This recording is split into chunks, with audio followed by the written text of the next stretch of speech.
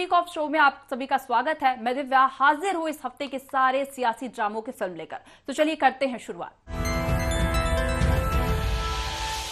मध्य प्रदेश में नई सरकार के चुनाव के लिए चंद दिन बचे हैं। ऐसे में सत्ता की दावेदारी कर रहे दोनों दलों में वोटों की खींचतान तेज हो गई है। दोनों दल मतदाताओं के दिल में होने का दावा कर रहे हैं। बीजेपी इस चुनाव में एक नई थीम लेकर चल रही है, वो है एमपी के मन में मोदी, मोदी के मन में एमपी। चुनाव प्रचार में मोदी खुद से कह रहे हैं, देखिए खास रिपोर्ट। मध्य प्रदेश में नई सरकार के चुनाव के लिए चंद दिन बचे हैं। ऐसे में सत्ता की दावेदारी कर रहे दोनों दलों में वोटों की खींचतान तेज हो गई है। दोनों दल मतदाताओं को दिल में होने का दावा कर रहे हैं। बीजेपी इस चुनाव में एक नई थीम को लेकर चल रही है, वो है एमपी के मन में मोदी, मोदी के मन में एमपी। चुनाव प्रचार में मोदी खुद ये कह रहे हैं, एमपी के मन में, एमपी के मन में और मोदी के मन में, मोदी के मन में ईश्वर रूपी जनता जनार्दन आप लोग मोदी के मन में है, मोदी के दिल में है। सीधी में चुनावी सभा को संबोधित करते हुए पीएम नरेंद्र मोदी ने एमपी को अपने दिल में बताया, अपने काम गिनाए। शिवराज सरकार की सराहना की तो कांग्रेस पर भ्रष्टाचार, परिवारवाद और वादा खिलाफी को लेकर तीखे वार किए। मोदी सीधी में एमपी से दिल का नाता बता रहे थे तो उसी समय कांग्रेस के राष्ट्रीय अध्यक्ष मल्लिकार्जुन खड़गे उन पर निशाना साध रहे थे। खड़गे ने मध्य प्रदेश को बदहाल प्रदेश कहा, भ्रष्टाचार और अपराध पर घेरा। मोदी और बीजेपी को भी निशाने पर लिया। उन्होंने कहा, मोदी अमीरों के लिए काम कर रहे हैं। उन्होंने ये भी कहा कि मोदी कहते हैं कांग्रेस ने कुछ नहीं किया, कांग्रेस ने संविधान बचाया, इसीलिए आज नरेंद्र मोदी पीएम हैं। देश के संविधान को बचाना चाहते हैं, देश के लोकतंत्र को बचाना चाहते हैं, इसीलिए हम लोग चुनाव में उतरे हैं। अगर सब गरीब लोग कांग्रेस के साथ जुड़ जाएंगे तो बीजेपी के धज्जे उड़ जाएंगे। तो गरीबों को नहीं देख रहा, सिर्फ अमीरों को देख रहा है। किसको देख रहे? अदानी को देख रहे, अंबानी को देख रहे। जो पैसे वाले लोग हैं अमीर, उन अमीरों के तरफ उनका ध्यान ज्यादा है और ऊपर से बोलते हैं कि भाई कांग्रेस ने क्या किया। अरे कांग्रेस ने तो ये किया, इस देश के लोकतंत्र को बचाया, संविधान को बचाया, इसीलिए तो तुम मुख्यमंत्री बने हो। मध्य प्रदेश के विधानसभा चुनाव में कई फैक्टर काम कर रहे हैं, इनमें मोदी फैक्टर भी एक है। भाजपा प्रदेश सरकार की उपलब्धियों के साथ पीएम नरेंद्र मोदी के काम और नाम को भी भुना रही है। मोदी पूरे प्रदेश को कवर कर रहे हैं तो पीएम नरेंद्र मोदी का प्रभाव कम करने कांग्रेस ने अपने राष्ट्रीय नेताओं को भी चुनावी समर में उतार दिया है। देखना यह है कि मध्य प्रदेश के मतदाता किसे अपने दिल में जगह देते हैं। Bureau report, IND24। Madhya Pradesh का चुनावी रण महासंग्राम में बदल रहा और सत्ता पक्ष विपक्ष एक दूसरे को घेरने के लिए रोज नए प्रतिमान गढ़ रहे हैं। इसकी बानगी देखिए। कांग्रेस के राष्ट्रीय अध्यक्ष मल्लिकार्जुन खड़गे ने ग्वालियर की चुनावी सभा में कहा कि भाजपा में 5 पांडव हैं, ईडी, सीबीआई, इनकम टैक्स और ऊपर से चौहान और मोदी। इस पर दूसरे दिन पीएम मोदी ने दमोह में तंज कसा। उन्होंने कहा कि कांग्रेस ने मान लिया है कि वो कौरव सेना है। देखिए खास रिपोर्ट।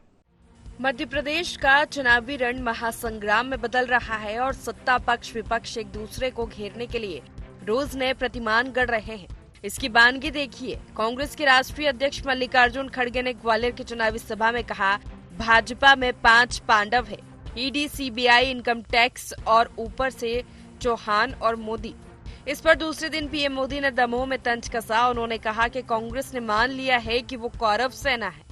कांग्रेस के एक कैंडिडेट होता तो बीजेपी के 3 कैंडिडेट होते, 4 कैंडिडेट। एक तो कैंडिडेट जो रहता है वो दिखता है और 3 कैंडिडेट ऐसे रहते हैं, ईडी वो दिखता नहीं लेकिन वो एक कैंडिडेट है, स्टार प्रचारक है जैसा मोदी प्रचार करते हैं वैसा ईडी भी प्रचार करती है। दूसरा सीबीआई, ये दूसरा है, वो भी हमारे कैंडिडेट के पीछे लगता है, कमजोर करने की बात करता है, वो एक है। फिर एक हमारे सीबीआई, इनकम टैक्स, अरे फिर ईडी है, इनकम टैक्स है और सीबीआई, इतने 3 कैंडिडेट, 3 प्रचारक, ऊपर से चौहान और मोदी, ये पंच पांडव है। हमारे कांग्रेस अध्यक्ष जी खुद के मूड में आ जाते हैं। कभी ये रिमोट का अगर चार्जिंग खत्म हो गया हो या कनेक्टिविटी टूट गई हो तो उनके मुंह से कुछ अच्छी बातें निकल जाती है। मैंने कहीं पढ़ा, कल उन्होंने पांडवों को याद किया था। जब रिमोट चलता है तब वो सनातन को गाली देते हैं, लेकिन रिमोट बंद हो गया तो उन्होंने कल पांडवों को याद किया, मतलब सनातन को याद किया। और उन्होंने ये कहा, भाजपा में 5 पांडव है, हमें गर्व है, हम 5 पांडवों के राह पर चल रहे हैं। खड़गे के बयान पर सीएम शिवराज सिंह चौहान ने भी तंज कसा। सिंधवा में चुनावी सभा को संबोधित करते हुए उन्होंने कहा कि खड़गे जी ने मान लिया है कि वे कौरव है। महाभारत में तो एक ही धृतराष्ट्र थे जो अपने बेटे को राज्य दिलाने के लिए लड़ रहे थे और कौरवों के अंत के कारण बने। लेकिन एमपी कांग्रेस में तो 2 धृतराष्ट्र है जो पुत्रों को स्थापित करने में लगे हैं। उनका इशारा कमलनाथ और दिग्विजय की ओर था। उनके नेता खड़गे जी कह रहे थे कि भाजपा वाले 5 पांडव, तो हमें पांडव कह दिया, तुम तो कौरव हो ही गए। और धृतराष्ट्र 2 है या 1 नहीं है। कमलनाथ जी, दिग्विजय जी, दोनों को अपने अपने बेटे दिख रहे हैं। इधर महाभारत खत्म नहीं हुआ, उधर रामायण भी शुरू हो गई। इंदौर के सांवेर में प्रियंका गांधी ने बीजेपी की तुलना अहिरावण से की। उन्होंने कहा, अहिरावण ने जिस तरह भगवान राम और लक्ष्मण जी से छल किया, उसी तरह आपके साथ भी कुछ बहरूपियों ने छल किया। आपकी चुनी हुई सरकार चोरी की और उसे भ्रष्टाचार लोक में ले गए। अगर आज आप हनुमान नहीं बनेंगे तो यहाँ से जो छल शुरू हुआ उसे कौन ठीक करेगा। इससे पहले प्रियंका गांधी ने देवास के खातेगांव में प्रत्याशियों में राम ढूंढने की नसीहत दी। जिस तरह से अहिरावण ने भगवान राम और भगवान लक्ष्मण के साथ छल किया, उस तरह से आपके साथ भी छल हुआ। कुछ बहुरूपियों ने छल कपट करके आपकी सरकार का अपहरण किया, आपका लोकतंत्र चोरी कर लिया और उसे भ्रष्टाचार लोक में ले गए। अब उसे वापस कौन लाएगा? अगर आप हनुमान नहीं बनेंगे, आज के दिन में आपकी धरती से जो छल शुरू हुई, जिसकी वजह से आप 3.5 साल और एक ऐसी सरकार को भुगत रहे हैं जिसे आपने चुना ही नहीं। आज इस मौके पर अगर आप हनुमान जी की तरह खड़े नहीं हो जाएंगे और आप अपने लिए ये लड़ाई नहीं लड़ेंगे तो कौन लड़ेगा? उन्होंने चुनाव के बीच राहुल गांधी की केदारनाथ यात्रा का भी जिक्र किया। और कांग्रेस हमारी आस्था के साथ भी खिलवाड़ करती है। मैं पूछना चाहता हूं भाइयों बहनों, मुझे कल एक चित्र देख करके एक संतुष्टि हुई कि राहुल जी केदारनाथ की यात्रा में गए हैं। ये चीजें क्या हैं? कांग्रेस ने तय कर दिया है, राहुल जी को पहले से विश्वास हो गया है कि इन चुनाव में, विधानसभा के सेमीफाइनल में कांग्रेस बुरी तरह हार रही है। मध्य प्रदेश का विधानसभा चुनाव विकास सुशासन के साथ हिंदुत्व की पीछ पर भी रहा है। शायद यही वजह है कि बीजेपी और कांग्रेस दोनों पार्टियों के नेता मतदाता को साधने धार्मिक आख्यानों का सहारा ले रहे हैं। देखना यह है कि हिंदुत्व की पीछ पर हो रहे इस चुनावी मैच में किसके चौके छक्के बाउंड्री पार जाते हैं और कौन हिट विकेट होता है। Bureau report, IND 24।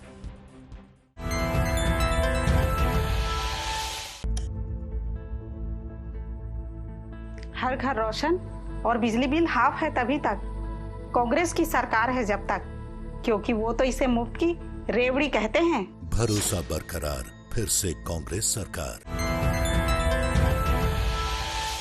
Madhya Pradesh के असेंबली कप में रोज पिच बदल रही है। मैच कभी सुशासन की पिच पर होता है तो कभी हिंदुत्व की पिच पर। इसी कड़ी में अब विकास की पिच पर मैच शुरू हो गया है। सत्ता पक्ष विकास के बड़े बड़े दावों की गुगली फेंक रहे विपक्ष को किसी भी गेंद को हिट करने का मौका नहीं छोड़ रहा है। इस बार सत्ता पक्ष यानी कि बीजेपी से केंद्रीय वित्त मंत्री निर्मला सीतारमण मैदान में आई। उन्होंने विकास के आंकड़े गिनाए, कर्ज के बोझ पर सफाई दी और बताया कि मध्य प्रदेश ने 20 साल में कितनी तरक्की की है। मध्य प्रदेश के असेंबली कप में रोज पिच बदल रही है। मैच कभी सुशासन की पिच पर होता है तो कभी हिंदुत्व की पिच पर। इसी कड़ी में विकास की पिच पर मैच शुरू हो गया है। सत्ता पक्ष विकास के बड़े बड़े दावों की गुगली फेंक रहा है तो विपक्ष किसी भी गेंद को हिट करने का मौका नहीं छोड़ रहा। इस बार सत्ता पक्ष यानी कि बीजेपी से केंद्रीय वित्त मंत्री निर्मला सीतारमण मैदान में आई। उन्होंने विकास के आंकड़े गिनाए, कर्ज के बोझ पर सफाई दी और बताया कि मध्य प्रदेश ने 20 साल में कितनी तरक्की की है। उन्होंने कहा कि मध्य प्रदेश ने 2003 से अब तक काफी तरक्की की है। मध्य प्रदेश में जब से भाजपा की सरकार आई तब से प्रदेश बीमारू राज्य के दलदल से निकलकर विकसित प्रदेश की राह में आगे बढ़ा।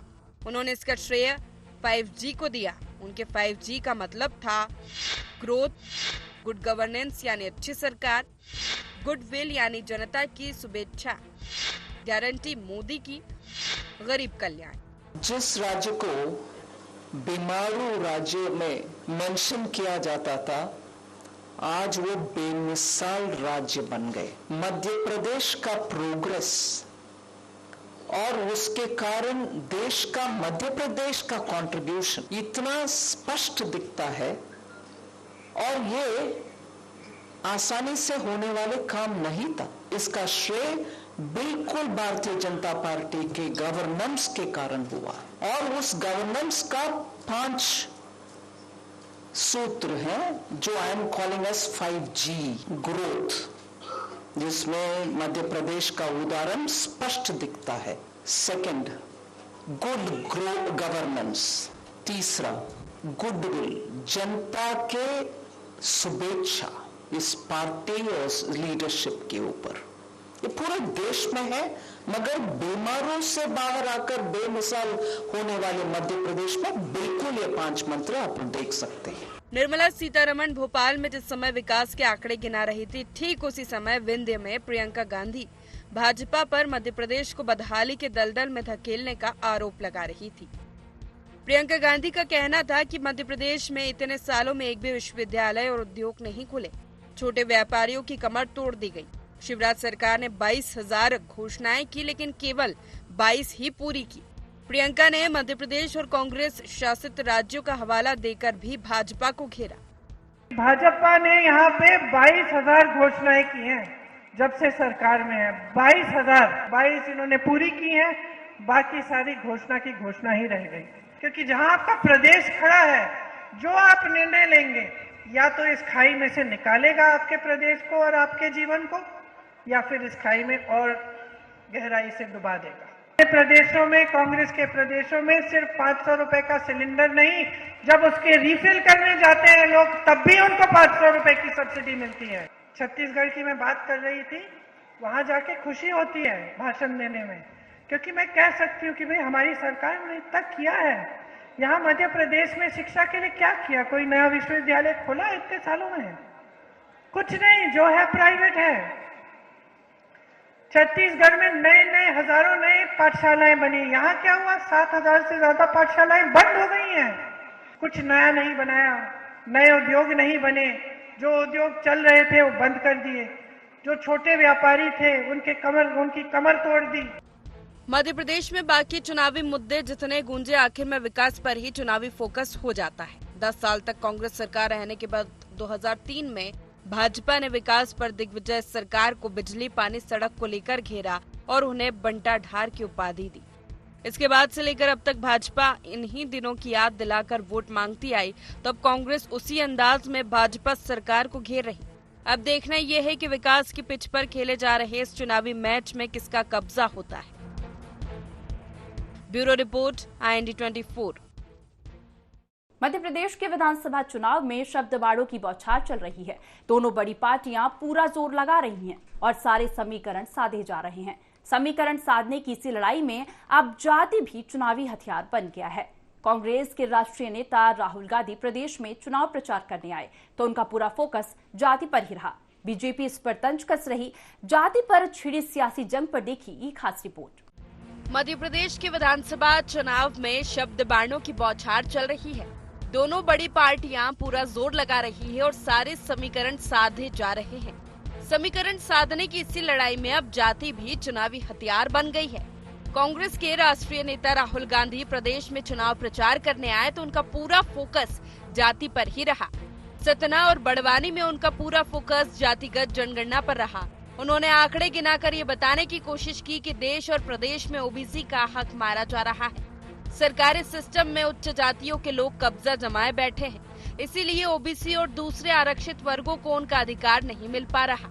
तो नरेंद्र मोदी जी कहते हैं, शिवराज चौहान जी कहते हैं कि मध्य प्रदेश में ओबीसी की सरकार चल रही है। मध्य प्रदेश की सरकार को, दिल्ली की सरकार को एमएलए नहीं चलाते। मध्य प्रदेश दिल्ली की सरकार को सरकारी अफसर चलाते हैं, आईएएस के लोग चलाते हैं। मध्य प्रदेश को 53 सेक्रेटरी चलाते हैं, सरकारी अफसर हैं। मध्य प्रदेश का पूरा बजट जो है इसको ये 53 लोग बांटते हैं। तो अगर ओबीसी की सरकार है तो 53 ऑफिसर में से ओबीसी होंगे। भाइयों और बहनों, 53 में से आप जानते हो कितने अफसर हैं ओबीसी वर्ग के मध्य प्रदेश में? जहां नरेंद्र मोदी, शिवराज चौहान जी आपसे झूठ बोलते हैं कि ओबीसी की सरकार चल रही है, आपको मालूम है कितने हैं? 53 में से एक। ओबीसी 50%, भागीदारी 100 रुपए में से 33 पैसा। मोदी जी कहते हैं कि पिछड़ों की सरकार है। भाइयों और बहनों, अगर पिछड़ों की सरकार है तो नरेंद्र मोदी और शिवराज चौहान जाति जनगणना से इतना क्यों डरते हैं? क्यों? क्योंकि वो आदिवासियों को, दलितों को, पिछड़ों को अपनी सच्ची आबादी नहीं बताना चाहते। भाइयों और बहनों, मध्य प्रदेश को 53 अफसर चलाते हैं। 53 में से भाइयों और बहनों एक ओबीसी अफसर है। मैं चाहता हूं कि जाति जनगणना हो जाए और पूरे देश को पता लग जाए इस देश में कितने दलित हैं, कितने आदिवासी हैं, कितने ओबीसी हैं। उसके बाद दलितों को, आदिवासियों को और पिछड़ों को सही भागीदारी मिलनी चाहिए। जितनी आबादी उतनी भागीदारी। राहुल गांधी के इस बयान को भाजपा देश को बांटने की कोशिश करार दे रही है। भाजपा का कहना है कि राहुल गांधी दावा तो मोहब्बत की दुकान खोलने का कर रहे हैं, लेकिन उसमें बेच नफरत का सामान रहे हैं। बीजेपी राहुल गांधी को जातिगत जनगणना पर कांग्रेस के पूर्व प्रधानमंत्रियों के नजरिए को भी याद दिला रही है।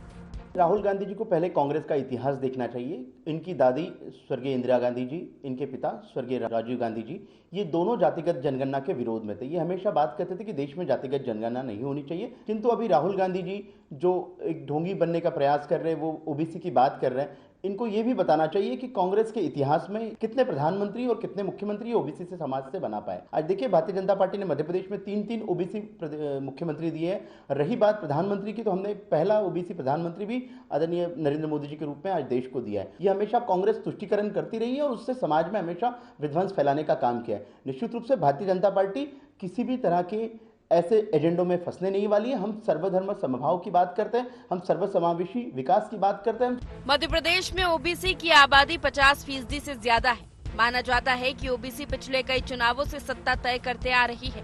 कांग्रेस आजादी के पहले से ही जातिगत जनगणना के विरोध में रही है। महात्मा गांधी, पंडित जवाहरलाल नेहरू, इंदिरा गांधी, राजीव गांधी और मनमोहन सिंह तक की सरकारें जातीय जनगणना के विरोध में रही।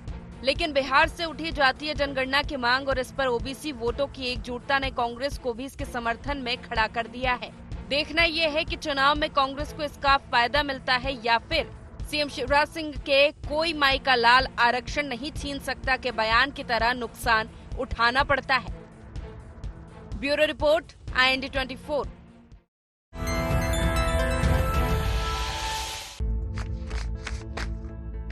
धान के सबसे अधिक दाम और किसानों को बोनस है तभी तक कांग्रेस की सरकार है जब तक, क्योंकि वो तो इसे मुफ्त की रेवड़ी कहते हैं। भरोसा बरकरार, फिर से कांग्रेस सरकार। कांग्रेस के वचन पत्र के बाद भाजपा ने भी अपना संकल्प पत्र जारी कर दिया है। इसकी टैगलाइन है, मोदी की गारंटी, भाजपा का भरोसा। संकल्प पत्र में हर वर्ग को साधने की कोशिश भाजपा ने की है। कांग्रेस के वचन पत्र और भाजपा के संकल्प पत्र दोनों पर नजर दौड़ाई जाए तो दोनों के पत्र में कई ब्रह्मास्त्र का समावेश है। इसके जरिए वोटर्स को लुभाने की भरपूर कोशिश की गई है। कांग्रेस ने इस चुनाव में 3 प्रमुख वचनों के साथ बड़ा दांव चला है। किसानों की कर्ज माफी, ओल्ड पेंशन स्कीम और जातिगत जनगणना उसके एजेंडे में शामिल है। वहीं अपना संकल्प पत्र जारी करते समय बीजेपी कह रही है कि कांग्रेस वादा करो भूल जाओ की नीति पर काम करती है। इसी पर देखिए खास रिपोर्ट। मध्य प्रदेश विधानसभा चुनाव के लिए भाजपा ने संकल्प पत्र जारी कर दिया है। इसकी टैगलाइन, मोदी की गारंटी, भाजपा का भरोसा है। संकल्प पत्र में हर वर्ग को साधने की कोशिश की गई है।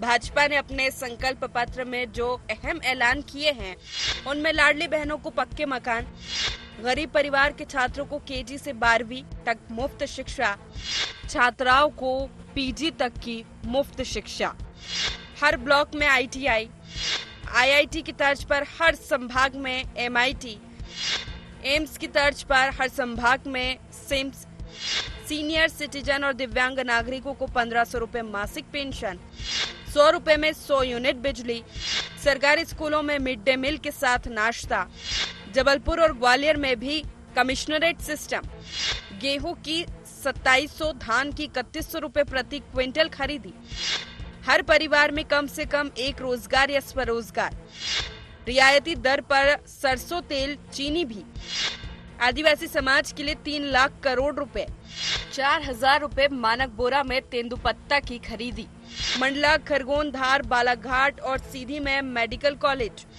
विंध्य नर्मदा, अटल प्रगति, बुंदेलखंड, मालवा निमाड़, मध्य भारत विकास पथ एक्सप्रेसवे, ग्वालियर जबलपुर में मेट्रो, रीवा और सिंगरौली में एयरपोर्ट, सांस्कृतिक लोक बनाएंगे, हर तहसील में एकलव्य विद्यालय, बुंदेलखंड, विंध्य और महाकौशल विकास बोर्ड, आयुष्मान योजना में 5 लाख रुपए से ज्यादा खर्च का वहन। संकल्प पत्र जारी करते हुए बीजेपी के राष्ट्रीय अध्यक्ष जेपी नड्डा ने कहा, दूसरे राजनीतिक दल वादा करो और भूल जाओ की नीति पर काम करते हैं, लेकिन बीजेपी में ऐसा नहीं है। बीजेपी जो कहती है मॉनिटरिंग कर इसे लागू कराने का काम करती है। मुख्यमंत्री शिवराज सिंह चौहान ने कहा, संकल्प पत्र को अक्षरशः जमीन पर उतारने का काम किया जाएगा। कि भारतीय जनता पार्टी अपने संकल्प पत्र को लेटर और स्पिरिट में इंप्लीमेंट करती रही है और आगे भी हम उसको पूरा करेंगे। हमने जो सोचा था और पहले कहा था वो हमने पूरा करने का हर संभव प्रयास किया है और आज फिर हम संकल्प लेते हैं कि मध्य प्रदेश को देश के सबसे विकसित राज्यों में से एक राज्य और मैं तो कहूंगा नंबर 1 का राज्य बनाकर ही हम चैन की सांस लेंगे। अब बात कांग्रेस के वचन पत्र की करे तो उसने किसान कर्ज माफी, महिलाओं को 1500 रुपए प्रति माह, 500 रुपए में रसोई गैस सिलेंडर, 100 यूनिट बिजली फ्री और 200 यूनिट आधी दर पर, कर्मचारियों को पुरानी पेंशन, 5 हॉर्स पावर तक फ्री बिजली, पुराने बिजली बिल माफ, सिंचाई के लिए 12 घंटे बिजली, स्कूली बच्चों को प्रतिमाह 500 से 1500 रुपए, 50% से ज्यादा जनसंख्या वाले आदिवासी बाहुल्य क्षेत्र 6वीं अनुसूची OBC को 27% आरक्षण, जाति आधारित जनगणना, 2500 रुपए प्रति क्विंटल धान और 2600 क्विंटल की दर पर गेहूं खरीदी, 2 रुपए किलो की दर से गोबर खरीदी, 2 लाख पदों पर सरकारी भर्ती, 1500 से 3000 रुपए तक बेरोजगारी भत्ता, 25 लाख रुपए का स्वास्थ्य बीमा और 10 लाख रुपए का दुर्घटना बीमा, स्वास्थ्य का अधिकार कानून, सामाजिक सुरक्षा पेंशन योजना 1200 रुपए प्रति माह, मेरी बेटी योजना में 2,51,000 रुपए का ऐलान पहले से कर रखा है और वो अपने वचन पत्र को बेहतर बता ही रही है। साथ ही सवाल कर रही है कि बीजेपी जो वादे अब करने जा रही है उनका ख्याल 18 साल तक सत्ता में रहते उसे क्यों नहीं आया। कांग्रेस वचन करती है और वचन निभाती है। हिमाचल का चुनाव जीता, पहली कैबिनेट मीटिंग में ओल्ड पेंशन स्कीम लागू की। कर्नाटका का चुनाव जीता, अपनी 5 गारंटी को स्वीकृत किया पहली कैबिनेट मीटिंग में। छत्तीसगढ़ और राजस्थान जहां पर हमारी सरकार है और हम चुनाव करने जा रहे हैं, हम अपने वचन पत्र का 97% काम पूरा करके जा रहे हैं। तो जुमलेबाज ये बात समझेंगे ही नहीं। बीजेपी और कांग्रेस के घोषणा पत्र में बहुत सी बातें एक जैसी है, लेकिन किसान कर्ज माफी और पुरानी पेंशन जैसे कांग्रेस के कई ऐसे वादे हैं जिनकी गांठ भाजपा के वचन पत्र में नहीं दिखी है। देखना यह है कि ऐसे में जनता कांग्रेस के वचन पत्र पर यकीन करती है या बीजेपी के संकल्प पर। Bureau report, IND 24। हमारे इस खास पेशकश द वीक ऑफ शो में फिलहाल इतना ही। आप देखते रहिए IND 24। नमस्कार।